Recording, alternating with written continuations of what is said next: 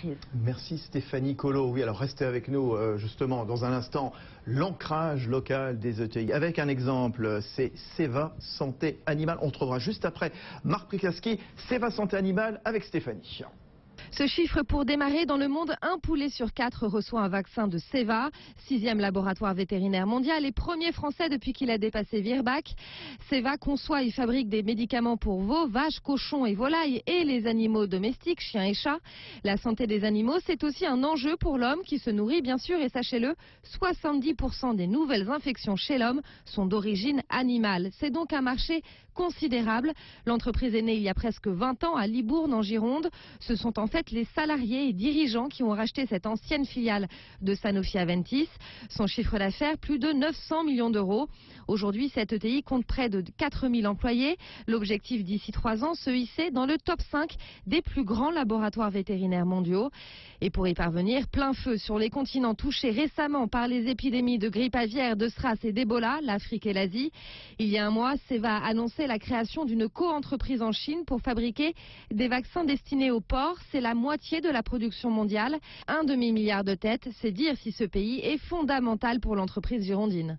Marc Prikaski, alors oui, chiffre d'affaires 2016 sous les 900 millions. Quand est-ce que vous rentrez dans le top 5 donc des grands industriels de la santé animale?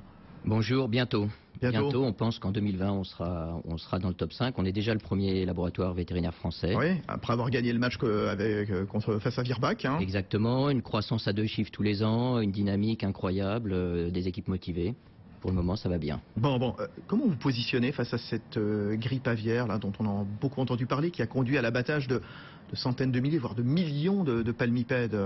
Alors c'est un sujet majeur et en particulier, vous l'avez compris, pour toute la filière foie gras du sud-ouest, en particulier pour les éleveurs. On travaille sur un vaccin. C'est compliqué parce que il y a une réglementation qui existe, il n'y a pas de vaccin encore disponible mais ça viendra. Ouais. Et donc il va falloir que l'ensemble des acteurs des filières se mettent ensemble pour trouver la bonne solution. On rappelle ce chiffre que nous donnait Stéphanie Colo, hein. Un poulet sur 4 dans le monde est vacciné grâce à un produit Seva Santé Animale. Un mot à propos du Sud-Ouest, puisque c'est l'objet de ce défi ETI, donc ce week-end sur BFM Business. Vous êtes implanté à Libourne, hein, avec un site qui a été modernisé l'an dernier en 2016, 20 millions d'investissements. Vous êtes vraiment l'un des grands acteurs économiques de la région. Oui, absolument. On est une des ETI leaders de la région. Implanté à Libourne, dans le monde rural, la province, content d'y être, même s'il y a quelques années c'était un peu plus compliqué, en particulier parce qu'il y a une très forte attractivité des territoires pour les cadres, les talents. Et donc, d'une certaine façon, on essaie de les capter sur Libourne. Eh ben, on verra justement comment attirer dans les territoires, est-ce que c'est facile ou pas. Jean Berriac, justement, directeur régional Grand Ouest de la Banque Palatine, et donc... couvrez quelque part la Nouvelle-Aquitaine, hein, où sévit Monsieur Prikaski. On nous parle souvent du fameux Mittelstand, donc ces grosses PME exportatrices allemandes et très implantées dans les Länder. C'est quoi ce modèle allemand? Alors, au-delà du modèle allemand, parce que les comparatifs sont toujours très difficiles, puisque rien qu'en termes de volume, on parle de 4000 peu ou prou ETI en France, ouais, contre 10 000 en Allemagne, ouais. Qui est déjà un élément de différenciation important. On voit bien que là où par contre les ETI se rejoignent en termes de stratégie, c'est sur cet ancrage fort au niveau de nos entreprises de taille intermédiaire en région. L'attachement effectivement très fort à ce positionnement sur les territoires, parce que ça fait partie quelque part de l'histoire de l'entreprise, l'ADN de l'entreprise, et cette complicité maintenant de plus en plus forte qui s'inscrit entre les collectivités locales. On parle même de marketing territorial d'ailleurs. Ah ben on verra justement comment les collectivités font pour attirer à elles des bonnes ETI créatrices d'emplois. On le rappelle, c'est un chiffre qu'on donne tous les week-ends dans ce défi ETI, hein, les ETI qui pèsent quand même pour le quart des salariés français. C'est bien toujours. Tar Meliti, le directeur général de l'Alliance Industrie du Futur, qui est une association qui rassemble des organisations professionnelles, des collectivités territoriales, justement, notamment les régions, pour assurer le déploiement du plan Industrie du Futur. Ce modèle allemand, il y a des recettes à prendre là-bas en matière d'implantation locale. Est-ce que l'Allemagne, elle fait toujours rêver avec son Mittelstand ?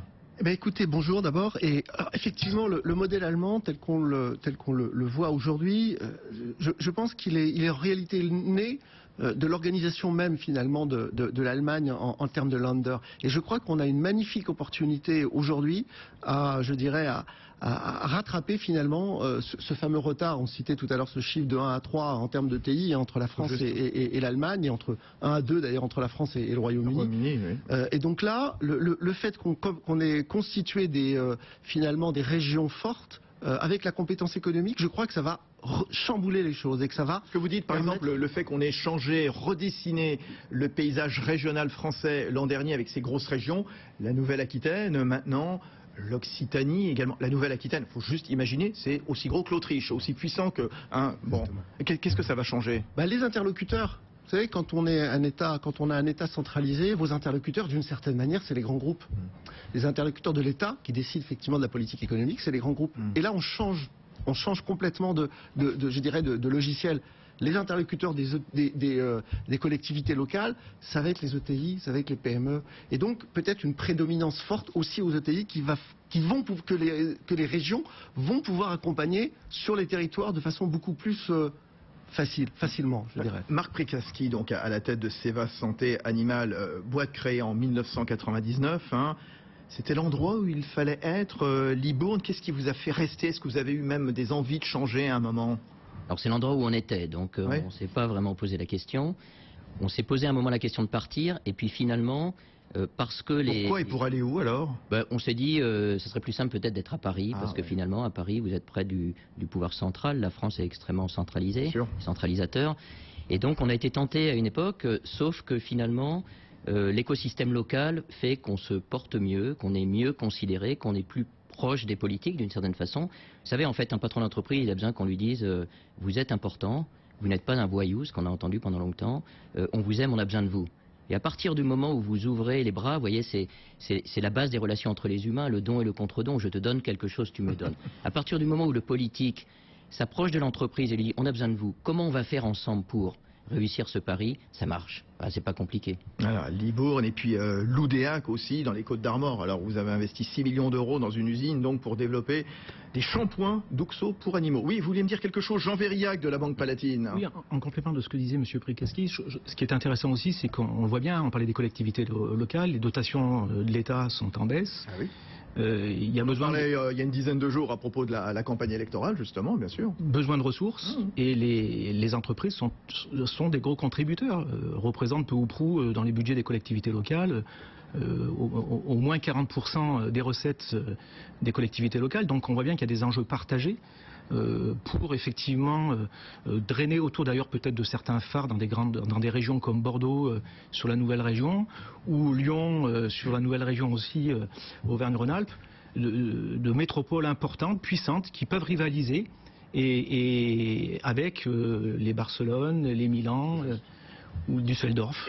Et on voit comme ça ces ETI très implantés en région. On le voit dans le défi ETI chaque semaine sur BFM Business. Donc on a donné la parole à TLD, PPS, SASIC, Toine, l'Orne, la Seine-Maritime, le Forez dans le département de la Loire.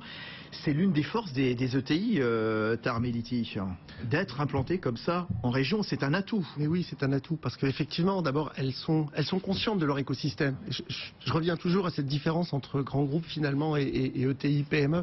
C'est qu'elles sont beaucoup plus conscientes de leur écosystème et donc elles peuvent en profiter d'une manière... d'abord elles peuvent en profiter peut-être d'une manière beaucoup plus forte parce qu'elles sont encore une fois très proches, et en même temps elles peuvent aussi l'alimenter de façon beaucoup plus forte et vertueuse, et donc on a cet équilibre très fort entre ce que vous disiez à juste titre, c'est-à-dire ce que je te donne et je te redonne, enfin et tu me redonnes une contribution, et ça c'est la richesse effectivement de l'implantation régionale, de la proximité régionale. Et concrètement justement, comment les collectivités locales, les collectivités publiques soutiennent, assure la promotion de ces PME, de ces ETI. Allez-y, Marc Prikaski à la tête de Seva.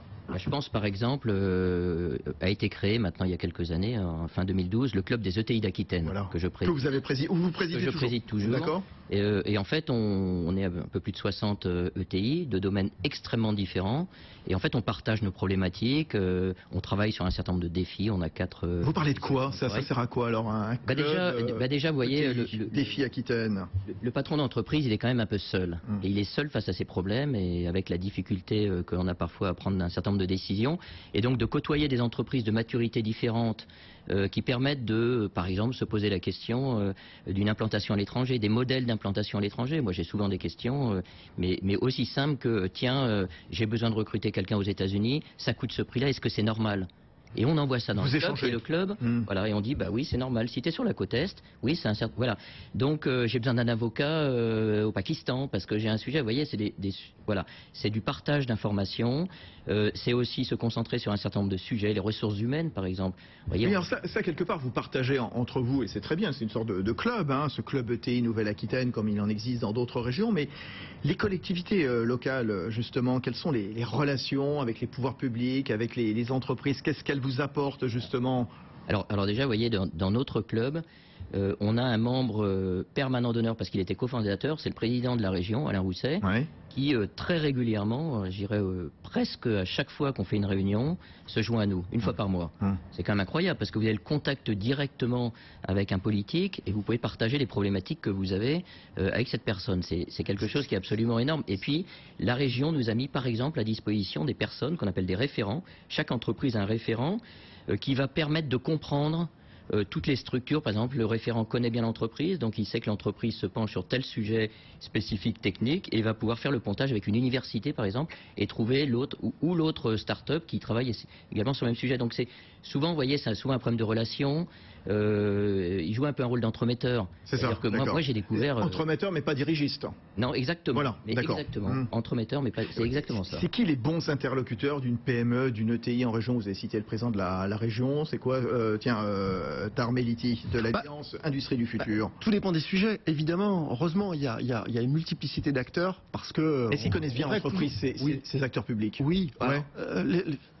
De mieux en mieux. Oui, de mieux en mieux, mais en plus c'est toute la collection. Effectivement, encore une fois, pour chacun des sujets, il y a des pertinences à avoir plutôt accès à CCI, plutôt accès, aux chambres de commerce, pardon, plutôt accès effectivement directement aux régions, aux exécutifs régionaux, parfois accès à la BPI. Enfin, il y a quand même une multiplicité d'acteurs qui sont pertinentes pour des actions. Alors, multiplicité d'acteurs, ça tombe bien que vous me disiez ça quand même, Tahar Melliti, parce que j'ai l'impression que les collectivités locales développent de plus en plus des structures à vocation économique. Est-ce qu'il n'y en a pas trop, justement? Est-ce qu'il n'y a pas un empilement? Est-ce que c'est pas un peu l'occasion, parfois, de clarifier les compétences? Oui, mais c'est ce qui est en train de se passer aussi. C'est aussi ce qui se passe concrètement aujourd'hui. Hein. Encore une fois, ce travail de fusion des régions et de nouvelle organisation des régions fait qu'il y a une prise en compte de... Et ça, on l'a vraiment fait. Le ménage. En train. Ils sont en train. On peut pas dire. C'est assez récent. C'est quand même assez récent. Donc il faut un peu raison garder sur la temporalité des choses. Marc Pécasquier. La raréfaction des moyens fait qu'à un moment ça devient une contrainte. Tout juste. Voilà. Et donc on est dans une situation, et en particulier pour les démarches à l'international, il y a encore trop d'acteurs. Ouais, c'est ça. Et donc il faut arriver. Moi, on a eu avec le club ETI la chance d'accueillir Manuel Valls il y a un peu plus d'un an et demi. Et une des propositions que l'on a faites, c'est que d'une certaine façon, avoir un système qui permette d'avoir l'ensemble des offres à l'international regroupées à un endroit. C'est pas le cas aujourd'hui. Donc il y a tout un tas de problématiques de simplification. Ouais, alors on parlait tout à l'heure un peu de marketing aussi. Hein. Les entreprises de taille intermédiaire, les ETI, j'imagine, elles suscitent la convoitise parce qu'elles se portent bien, comme je le disais justement. Elles pèsent donc un tiers du PIB de la France. Elles emploient un quart des salariés. Et je rappelle ces chiffres, hein, 600 000 emplois industriels dans les territoires. Segment des ETI évidemment très convoité. Les ETI se regroupent, on l'a vu avec notamment le club ETI Nouvelle-Aquitaine. Comment les collectivités attirent justement dans les territoires? Comment accélérer justement? Tiens, allez-y, Jean Vérillac, directeur régional Grand Ouest de la Banque Palatine. Elles ont plusieurs enjeux. L'enjeu déjà, effectivement, de communiquer et de mieux communiquer avec les acteurs de l'entreprise et du monde de l'entreprise. Et on voit bien qu'il y a quand même une courbe d'apprentissage qui est de plus en plus rapide sur le sujet. On en parlait tout à l'heure. Il y a la notion aussi d'attractivité, le cadre de vie. On y faisait aussi allusion. C'est-à-dire que de moyens, quand vous mettez Bordeaux demain à 2h30 de Paris, 2h30, 2h30 de Paris, ou Rennes à 1h30 de Paris, on désenclave quelque part, et on voit bien, d'ailleurs moi sous ma grande région dont vous parliez tout à l'heure, des villes comme Toulouse, Bordeaux, Nantes, Rennes, sont des agglomérations qui poussent très fort. Je parlais tout à l'heure de phares dans ces régions, qui sont aussi un petit peu le catalyseur, quelque part aussi, en termes d'attractivité, de compétences et de savoir-faire. Oui, Meliti, je veux bien, mais il n'y a pas que Rennes, il n'y a pas que Nantes, il n'y a pas que Bordeaux, bien sûr, avec le TGV. Parce que les transports rapides, il n'y en a pas partout. De l'Internet au débit, il n'y en a pas partout non plus. Après, il faut voir aussi les questions de fiscalité, les aides au logement, les aides à la création d'entreprises. Donc évidemment, chaque collectivité déploie un certain arsenal, plus ou moins donc offensif. Hein. Tout à fait. Et il y a d'autres sujets qui sont majeurs. On parle beaucoup aujourd'hui de compétences, de formation. Donc pouvoir présenter finalement, encore une fois, un environnement favorable aux ETI qui vont être source de croissance et de création d'emplois. Il y a une concurrence entre territoires ou pas, franchement? Ils se tirent la bourre ou pas? Oui, c'est la bourre. Oui, franchement, oui. Oui, mais quelque part, c'est une émulation. Je veux dire, et c'est extrêmement positif. Encore une fois, quand on voit l'installation de formations d'écoles d'ingénieurs ou d'écoles de techniciens ou techniciens supérieurs, et puis quand on voit l'installation, comme vous dites, de la fibre, quand on voit l'installation de labos de recherche technologique, etc. Il y a une richesse des infrastructures, évidemment. Vous l'avez dit à juste titre. Donc c'est tout ça, tous ces écosystèmes, tout cet écosystème. Et personne ne peut être bon partout. Il faut accepter la différence. Il faut accepter qu'il y a des territoires qui vont être plutôt finalement focalisés, qui vont avoir un atout majeur sur ça. Et beaucoup de TI vont se retrouver là-dedans. Et dans d'autres cas, dans d'autres situations, ça va être autre chose. Et il ne faut pas vouloir l'uniformisation des choses. Les atouts. On a vu justement une nouvelle carte régionale qui s'est dessinée. Est-ce qu'on peut parler aussi de nouvelle carte industrielle? Est-ce qu'il faudrait regrouper, je rebondis sur ce que vous disiez, Meliti, donc par secteur en France, faire des pôles forts. Alors imaginons, par exemple, l'Aquitaine, Midi-Pyrénées spécialisées dans le spatial, l'aéronautique comme on le voit par exemple. Est-ce qu'il faudrait davantage spécialiser les régions à votre avis? Marc Pricasquier à la tête de Seva Santé Animale. Moi je crois pas. Moi je crois que les choses se font naturellement. C'est-à-dire que quand vous avez un domaine qui se développe, souvent au travers d'une université, vous avez des entreprises qui se créent et qui finalement permettent d'avoir une dynamique autour d'un secteur. Et vous voyez, plutôt que d'attirer les ETI, parce qu'en fait les ETI, comme vous le disiez tout à l'heure, elles sont attachées à leur territoire. Donc vous voyez, moi avant que je parte dans le Nord, etc., il va en falloir beaucoup. Et donc fondamentalement... Mais pas le Nord ? Non, mais ou le Nord, ou l'Occitanie, ou ailleurs. Vous voyez, moi je suis attaché à ma région. Donc ça veut dire que fondamentalement, plus important d'essayer de passer des PME en ETI, et de se poser la question comment faire grandir, parce que de toute façon on n'a que 5000 d'ETI, là où les Allemands en ont 12 000. Alors comment justement, en se saisissant de cette force que représente l'ancrage local? Eh ben, je crois d'abord, au travers d'un club tel que le nôtre, on a sélectionné une dizaine de PME. On va essayer de leur montrer comment on passe de PME à ETI. Et puis il y a aussi, il ne faut pas se tromper, il y a aussi les freins fiscaux. Parce que pour créer une ETI, vous voyez, il faut en gros en moyenne 21 ans.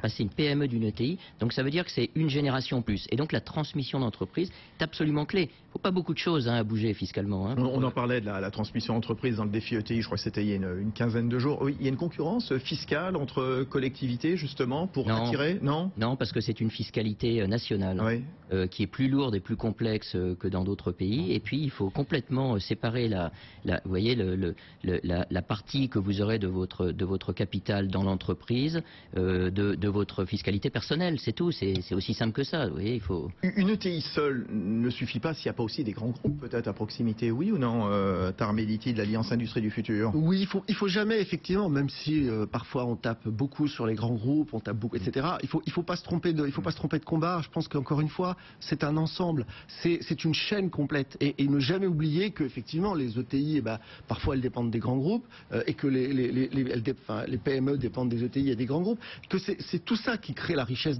d'une économie et d'une industrie forte, c'est qu'effectivement il n'y ait pas ces ruptures, il n'y ait pas ces contrats, enfin en tout cas ces rivalités quelque part. Voilà, bien sûr. On le disait tout à l'heure, le fait d'être en région, et sans porter évidemment le jugement négatif sur la province, sur les régions quand même, c'est facile d'attirer des talents, des étudiants, des ingénieurs. Allez, Marc Pricasquier, un mot chacun si vous voulez. Alors, oui aujourd'hui, parce que Bordeaux attire. Et très clairement, par contre, on a un manque très clair d'ingénieurs. Vous voyez, on sait tous qu'on va manquer d'ingénieurs. On a l'impression que rien n'est fait pour augmenter le nombre d'ingénieurs. Donc, il y a des manques. Nous, on essaie de se mobiliser pour essayer d'orienter les formations des personnes. Oui, avec aussi la nécessité peut-être de faire émerger, développer des start-up créatives. On en parlait avec Elisabeth Ducotet, qu'on va retrouver d'ailleurs dans un instant, la patronne de Toine, justement, dans la région de Saint-Étienne. Meliti. Oui, effectivement, je pense qu'il faut, et puis il faut penser à l'avenir.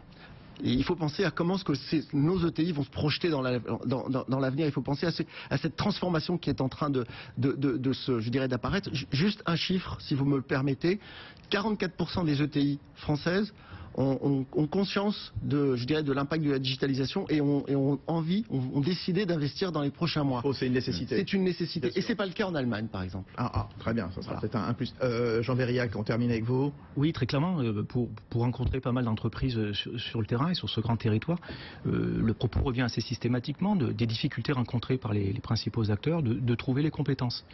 Et vous allez dire que j'insiste, mais effectivement, cette notion de métropole qui pousse, à travers la formation bien évidemment, mais pas que, permettent aussi, parce que c'est un cadre de vie, on voit bien que ces nouvelles générations sont aussi sensibles à tout ça, permettent aussi d'attirer des talents, bien que, effectivement, on puisse manquer par-ci par-là, et entre autres tout particulièrement d'ailleurs, d'ingénieurs et d'expertise sur des dimensions plus techniques, on va dire. Bon, Jean Verriac, le directeur régional Grand Ouest de la Banque Palatine, qui nous accompagne dans ce défi ETI chaque semaine. Tar Meliti, le directeur général de l'Alliance Industrie du Futur, et Marc Prikaski, donc à la tête de Seva Santé Animale, installé à Libourne. On va se quitter dans un instant, mais on va retrouver